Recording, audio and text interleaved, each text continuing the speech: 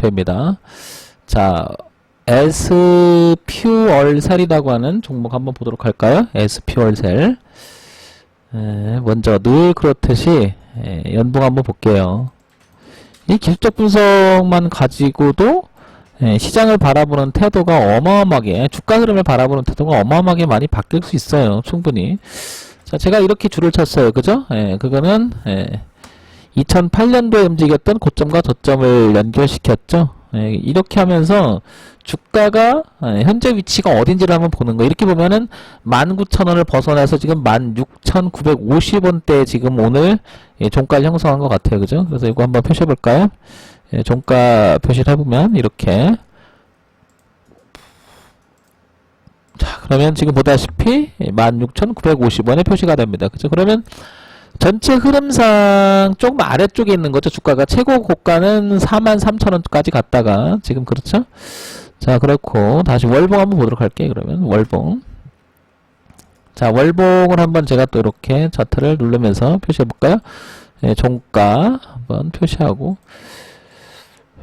사실 기술적 분석이 갖는 의미는 이런 그 명확성이 있는 거죠. 명확성. 내가 헤매지 않으려고 그 기준을. 근데 여기다가 이제 다시 기본적 분석도 얹히고 그러는 건데, 일단 기술적 분석이 돼야지만 기본적으로 잡힐 거예요. 지금 보시면 19,000원대 제가 이렇게 표시를 한번 해볼게요. 자, 왜 이렇게 할까라고 한번 생각을 해보는 거죠. 저점이었죠. 이게 3년간 이 근방 19,000원과 22,000원 사이 저점이었다가 43,000원까지 올라갔다. 그죠? 그 다음에 이 부분이었죠. 여기를 안착을 하지 못하고 그때부터 하락이 이어집니다. 그런데 자연스럽게 하락을 이어주던 이 흐름이 깨지기 시작한 게 한 3년 전에 이 양봉에서 깨졌어요. 일단. 근데 보세요. 월봉에서 보게 되면 이렇게 자연스럽게 저점이 아직은 훼손되지 않았음을 알 수 있죠. 그쵸? 그러니까 저점. 흐름상 저점이었던, 그러니까 흐름상 저점이라고 하는 것은 13,300원에서 저가를 찍고 그 다음에 올라갔잖아요. 어디까지? 한 22,000원까지 올라왔다 다시 15,000원까지 밀렸지만 이 흐름을 깨지 않았다. 그러니까 월봉에서는 저항 자리가, 지지 자리가 저항으로 바뀌어 있지만 흐름상은 우상향으로 시도하려고 하는 위치에 있다라는 거죠. 그래서 이 부분을 극복하지 못하고 다시 올해 2019년 그 다음에 2020년은 이렇게 내려갈 수도 있다라는 거죠. 지나고 나야 알겠죠. 그렇지만 일단 이 흐름을 1년 전, 2년 전, 3년 전, 4년, 약 5년간의 흐름을 보면 저점을 높이고 있다라는 사실이 매우 중요하다는 거죠. 한번 이렇게, 그죠?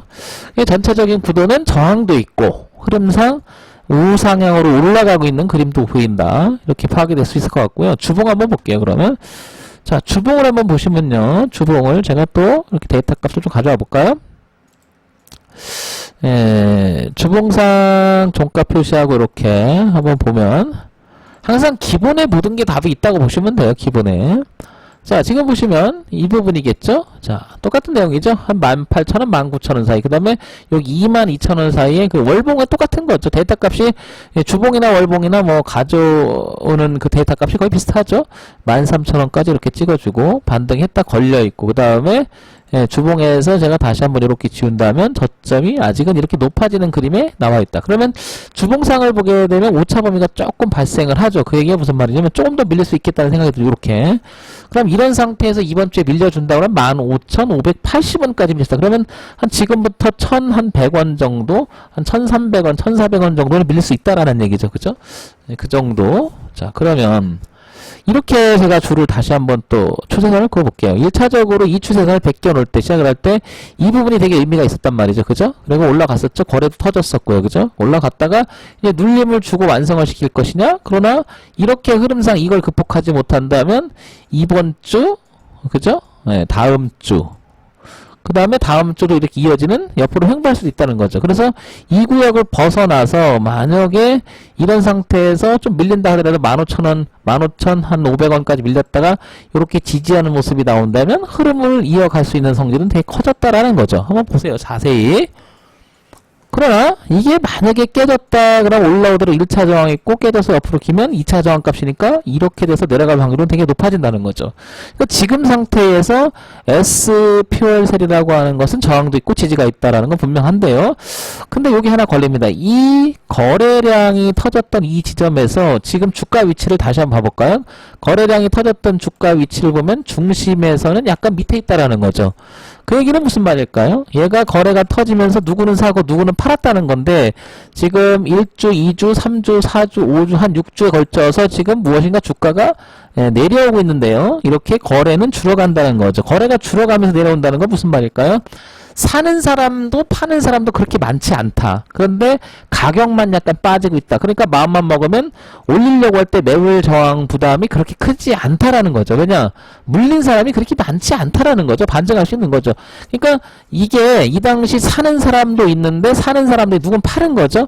그러니까 산 사람들은 굉장히 많이 살아있지만 그 사람들이 많이 팔지 않았고 그걸 누군가가 사겠다고 전진하지는 않는다는 거죠.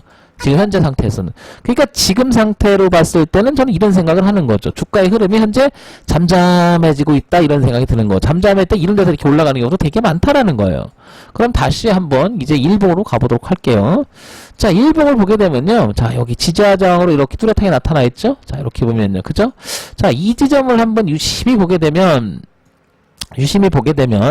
다시 주가를 제가 한번 좀 당겨 볼게요. 자, 종가 표시를 하기 위해서 여러분 이것도 잘 모르시는 분들도 있는데 한번 이렇게 보세요. 제가 어떻게 차트를 이렇게 다루고 있는지도.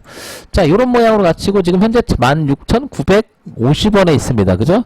자, 일봉상 우상향으로 그림 그렸더니 이렇게. 그러면 이 간격은 조금 더 내려올 수 있다라는 생각이 들죠. 15,000, 한 200원대까지, 300원대까지 어느 정도 보이죠? 그러니까 전체적인 흐름을 하방으로 깨려고 한다고 하면 흐름 자체가 단기적으로 저점이 높아졌던 이 기준을 삼는다면 저점이 높아지는 상태에서 이렇게 갔다가 이미 고가가 낮아지는 일봉선에서 이게 깨고 있었다라는 거죠. 그러면 이게 다시 설명을 하자면 이런 느낌도 있는 거죠. 올라갔다가 이렇게 지금 내려가는 변곡이 있을 수도 있다라는 거죠.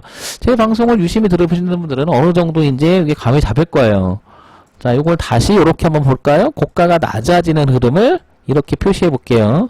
자연스럽게 낮아지다가 이 지점에서 높아졌다가, 그죠? 그래서, 저 검정색을 유심히 보게 되면 이런 거죠. 자연스럽게 주가가 내려오다가 여기서 높아지다가, 그래서 이 지점에서 무엇인가 상승을 시도하려고 했지만, 일봉상은 현재 이렇게 꺾여 나갔다라는 거죠. 이렇게. 그런데 여기까지 온다고 하는 것은 무슨 얘기냐면 자연스러운 우상향은 아직 지켜진다는 뜻이겠죠. 그러면 전체적인 흐름은 이렇게 내려왔다가 다시 이렇게 올라가는. 그러면 채널을 그려볼게요. 이렇게 내려왔다가 이렇게 흘러가면 아직 이건 상승이라고 말할 수 있겠죠. 그러니까 흐름이라고 하는 것은 어느 기준에 두느냐에 따라 달라지고 이 기준이라고 하면 이건 내려왔다가 아직은 깨는 게 아니라 올라갈 수 있는 여지가 남아있다는 거죠. 그 지점이 15,000원 약간 위에 있는 거고요. 만약에 여기를 기준으로 삼는다 그러면 아직 있지만 이 저점을 기준으로 삼는다면 이렇게 표시돼서 자연스러움을 깬 거죠. 자연스러움을. 그러니까 무슨 얘기예요? 자연스러움을 깼다라고 하는 것은 이미 소파동의 변곡은 하락 진행형이 돼버린 거죠. 그렇지 않습니까?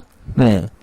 그러면 이럴 때 우리가 S퓨얼셀이라고 하는 종목을 이 종목을 지금 내가 핸들링 하고 싶다, 다루고 싶다, 혹은 매수를 하고 싶다, 혹은 가지고 있는 걸 어떻게 처리할까라고 생각할 때는 저는 그렇습니다.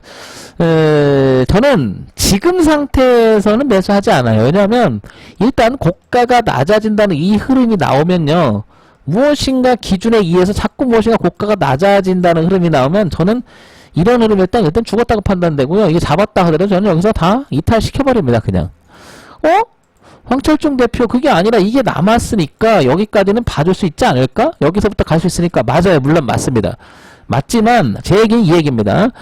그렇다고 하면 지금 잡았을 경우에 이 깨지면 손절한다는 개념을 쓰겠지만 만약 여기서 잡았다 그러면 이거 깨지면 손절하겠다면 손익비가 너무 커지죠. 저는 이걸 얘기를 하는 거예요. 손익비가 커진다는 거죠. 그러면 깨지든 안 깨진 저는 이거를 이 종목을 어떻게 된다? 이렇게 다시 사면 다시 사면 되죠. 이렇게 다시 돌아가면. 이게 무슨 얘기냐? 고가가 낮아지다가 저가를 높이다가 고가를 다시 낮췄다가 다시 저가를 높이는 모습이 나오면 결국 이런 해석이 가능한 거죠. 어떤 해석이? 내려오던 주가가 다시 올라가고 있다가 다시 내려왔다가 다시 올라갈 수 있는. 그러니까 이 부분이 변곡이고 이 부분이 변곡이니까 내가 여기서 무엇인가 시도해서 잘못됐다 그러면 깨졌다 그러면 손절해야 될 것이고 다시 틀어올라면 한 번 더 시도할 수 있다라는 거죠. 물론 지금 제가 설명하는 부분은 기술적 분석만 가지고 꾸준히 이야기하는 겁니다. 기술적 분석을 먼저 여러분들 자유자재로 해놓은 상태에서 주식을 보는 것은 되게 재밌어요. 왜냐? 여기다가 놓고 이 기업이 어떤 기업이고 그 다음에 어떤 일이 있으며 지금 상황이 어떻고 수급의 주체가 어떻게 이 주가를 움직이는지를 한 번 더 생각해보면 또 재밌는 일이 벌어지는 거예요. 여기 보세요. 제가 이렇게 해서 지금 S퓨어셀이라고 하는 이 종목을 핸들링하고 있는 여기 보시면 그 외국인이라고 하는 이 위계 외국인들의 동향이거든요. 보시면요. 어떨까요? 자, 주가의 흐름을 외국인들이 샀다가 이렇게 팔았다가 다시 샀다 이런 형태가 되죠. 그렇죠. 추이를 보는 거니까.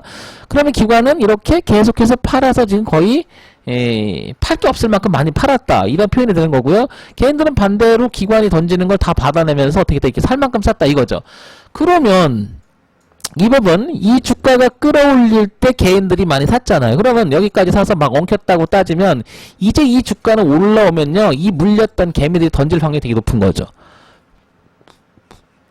그게 우리는 이제 매물저항이라고 얘기하는 거죠. 그럼 추정해보면 한 18,800원이 매물저항이 될 확률이 대단히 높다라는 거죠. 네, 그런 생각을 한번 해보시기 바랍니다. 그러면 제가 이 얘기예요. 만약에 저는 이거 만약에 들어갔다 그러면 지금 상태라면 이거 자릅니다. 물론 이 파란색 기준이 있기 때문에 이렇게 반등 나면 잘라주거든요. 물론 깨지면 저는 뭐 가차없이 던지고요. 그럼 다시 이렇게 깼다가 살짝 깼다가 다시 살아나서 이 저점을 깨지 않은 상태에 다시 주가가 이렇게 올라간다면 저는 이 추이를 다시 보고 결정을 하면서 다시 대응하거든요. 그러면 수급의 논리만 지금 봤을 경우에 따지면요. 여기서부터 보면 여기서부터 여기까지는 왔대요. 외국인이 사고 있는 거죠. 이렇게. 그러면 그들의 평균 단가 이쯤 되죠. 아니 그렇잖아요. 왔다 갔다 하면서 주가를 샀다라고 하는 개념을 쓰면 기본적으로 그러면 그냥 눈대중으로 보게 되면 정확히 아니더라도 18,900원 선이 평균 단가의 확률이 높은 거죠. 그럼 평균 단가 추정치를 가지고 있는 밑에서 주가가 논다는 건 무슨 말이에요? 그만큼 외국인도 요 부분에서 들어왔던 세력만큼을 얘기를 하는 거예요. 그죠? 그들은 물려있다라는 가정을 할 수 있는 거고요. 반대로 여기서부터 여기까지 들어왔던 외국인들 입장에서는 한 요쯤 되잖아요. 그러면 걔네들 평균 단가 이쯤 했었죠. 그거를 누군가가 탁 치고 올라갈 때 그때 개인들이 사줬을 때 이때 외국인 다 빠져나왔잖아요. 그쵸? 그리고 나서 새롭게 산 거죠. 이 위에 올라가면서 다시 팔았던 주가를 다시. 그죠? 그래서 이렇게. 근데 지금 현재 물려있는 상태인데 그 주식을 샀던 외국인도 물렸고 개인도 물렸고 저 밑에서. 근데 지금 보시면 어때요? 개인들이 이렇게 밀리니까 어제 오늘 이렇게 약간 투매가 나온 형태가 되잖아요. 그죠? 그러면 황철중 대표 지금 S퓨어셀을 매매하려면 너 어떻게 하려라고 저한테 질문하면요. 저는 지금 사지 않아요. 절대로. 만약에 지금 산다 그러면요. 저는 산다 그러면요.